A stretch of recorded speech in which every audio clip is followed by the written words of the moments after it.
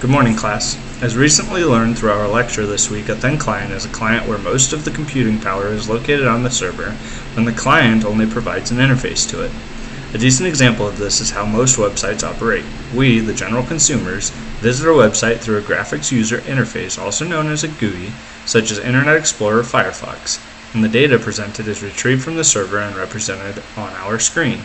For those of you who have a deeper understanding of website design and integration, this is not entirely the case, as some datasets are downloaded prior to or during the website loading process. On the opposing side, we also learned about a thick client, which is a client that keeps a significant portion of computing on the client side. This is easily represented by older software release concepts, where you would buy a disk or CD and install the software to your personal computer. I do not believe there are many frequently utilized programs that follow this concept in modern software practices for the general consumer. It is because of this concept, along with a few other points, that I think a thin client system is a better approach to most software architecture. Not only does the thin client concept provide less stress to the consumer's system, but it also makes program modifications, alterations, or other variations a lot more difficult.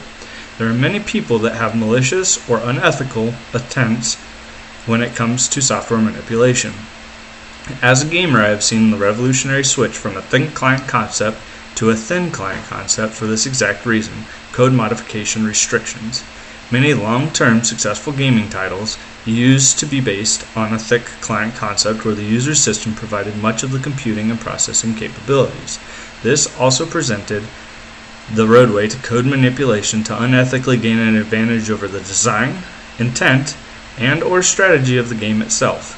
In a sense of security protocols and baselines, I believe a thin client's concept is more beneficial for the general populace because it provides a more difficult route for individuals to access sensitive and confidential data through an individual system.